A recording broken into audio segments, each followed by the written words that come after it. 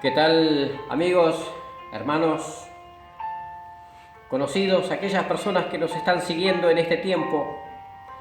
Un tiempo prolongado, se ha hecho largo este proceso de estar en casa, pero vamos a estar unidos desde casa. Creo que esa es la idea, de juntos de alguna manera sacar provecho de lo que nos toca vivir.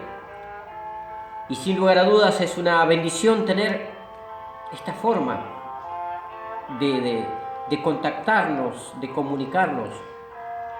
Saben, como aún estoy entre los discípulos, no sé si te pasa, pero te desafío a que te pase. Entrar en algún lugar de la Biblia y prolongar tu estadía allí y tratar de conocer cosas tan pasadas, tan lejanas aparentemente, pero tan cercanas cuando se trata de nuestras vivencias con Dios.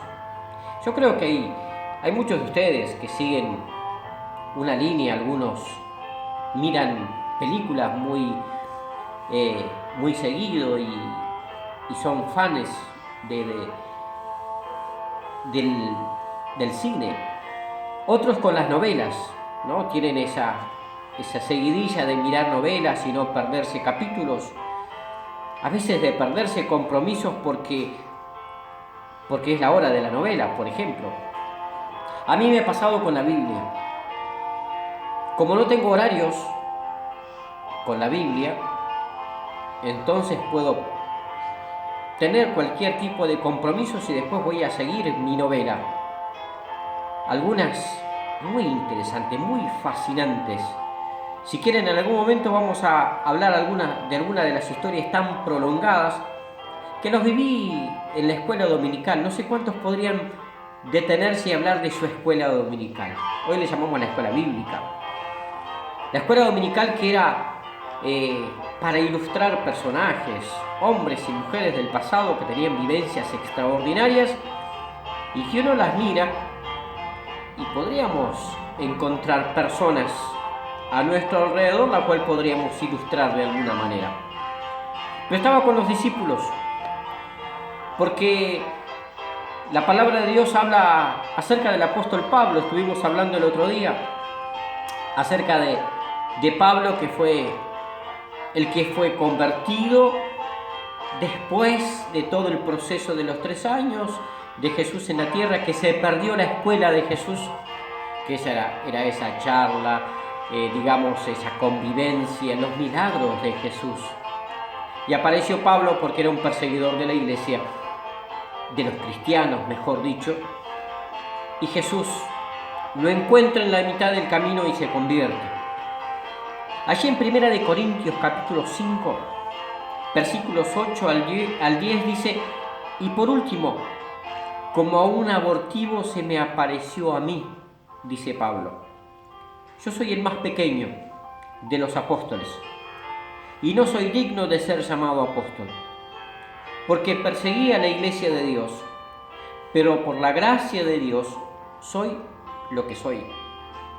Y su gracia no ha sido en vano para conmigo.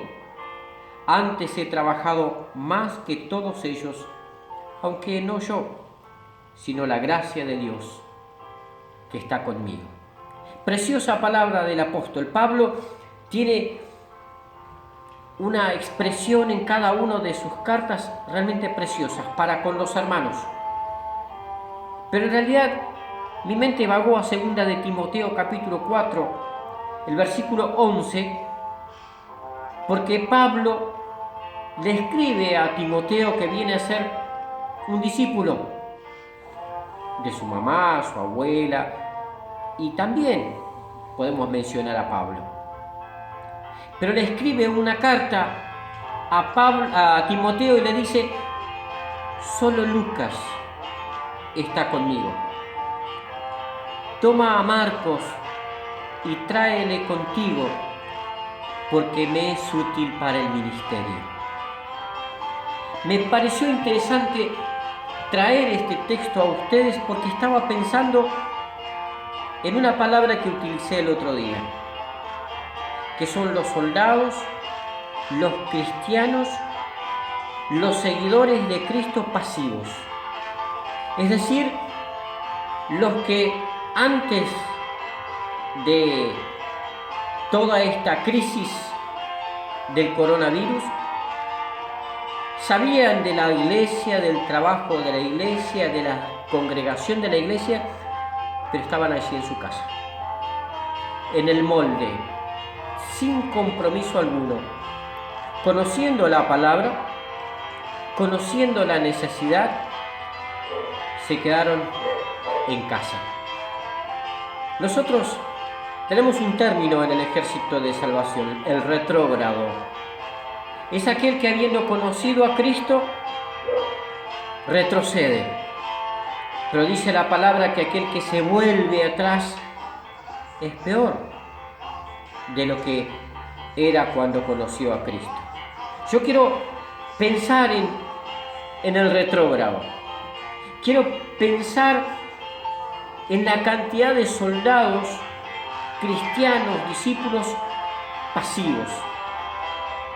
Y pensé también en el discípulo Mateo, que dice la palabra, según Mateo capítulo 9, estaba sentado cobrando impuestos. Y Jesús pasó al lado y ¿qué hizo? Le dijo, sígueme. No lo obligó a seguirlo, le dijo, sígueme. Y Mateo podría haberlo seguido con la mirada, con la vista. Pero dice la palabra que Mateo se levantó y le siguió. Esta es la acción que de alguna manera necesitamos implementar de nuevo. Cuando Jesús te dice, sígueme, tienes que levantarte de tu asiento, de tu lecho, de donde estés. Y la acción lleva un paso atrás de otro paso. Eso se llama caminar. Es un accionar. Y pensaba en las tantas veces que nuestros líderes internacionales dicen, somos un ejército grande, que tenemos más de 1 millón de soldados activos. Piensa bien conmigo, más de 1 millón de soldados activos. Pero cuando pensamos en nuestras iglesias, que los activos son 1/3 de toda la cantidad de soldados, es decir, que hay una gran parte que está pasiva. Miran el accionar de la iglesia en una forma expectante, a veces con indiferencia inclusive. Y si hablamos con algunos de ellos, ellos dicen, yo no me olvidé de Dios, yo no dejé a Dios, yo sigo orando en mi casa, sigo creyendo en mi casa, trato de ser un buen cristiano en mi casa. Permíteme decirte que no es suficiente. Necesitamos de alguna manera levantarnos, ponernos sobre nuestros pies y comenzar a andar. Esta es la necesidad del mundo de hoy. Cristianos activos, que sean capaces de ir a todas partes, llevar una palabra, llevar una comida, llevar aliento, traer a aquel que está equivocado, traerlo a los pies de Cristo. Necesitamos de alguna manera hacerlo reaccionar al indiferente, al no creyente, de que necesitamos de alguna manera encaminarnos. No podemos andar a tientas. Necesitamos encontrar un camino. Y Jesús es el camino. Él es la verdad. Él es la vida. Y quiero desafiarte para que lo pruebes a Dios. ¿Sabes? El mundo está lleno de creyentes que no son tan creyentes. Es decir, han escuchado la palabra, algunos han aceptado la palabra, pero todavía no les ha nacido Cristo. Todavía les falta esa experiencia del nacer de nuevo. Le pasó a Nicodemo, un hombre gran conocedor de las cosas religiosas del mundo de Dios. Pero le preguntó a Jesús, ¿cómo se hace para nacer de nuevo? Y saben, la iglesia está llena de creyentes que todavía no han nacido de nuevo, no han comenzado esta aventura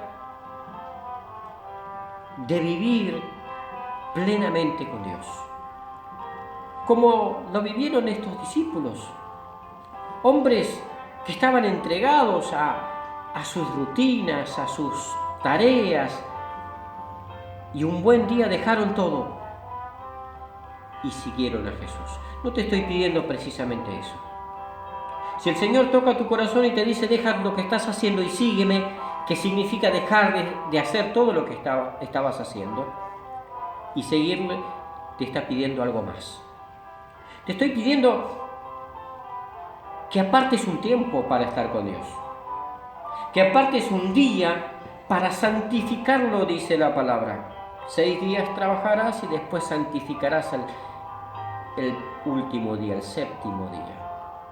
¿Qué no significa pasarnos el día en la iglesia? Significa sí ir a la iglesia, significa estar en familia, significa apartar el día para... Bueno, ¿qué dice Dios a mi vida? La Biblia está llena de enseñanzas prácticas. Casi siempre basamos estas cosas en los 10 mandamientos, como si eso fuese un todo. Sin embargo, hay mucho más, dice la palabra, amarás al Señor tu Dios con toda tu alma, con toda tu mente, con todas tus fuerzas. Y Malaquías 3:10 dice, pruébame, pruébame, y derramaré sobre ustedes bendición hasta que sobreabunde. Yo sé que cuando las cosas no nos va bien, probamos de todo. Hay gente que ha probado otras religiones. Otros han entrado en el horóscopo, en las cartas, en los adivinos, en la umbanda. Podría enumerar un montón de cosas, pero todas esas cosas han puesto a Dios de lado.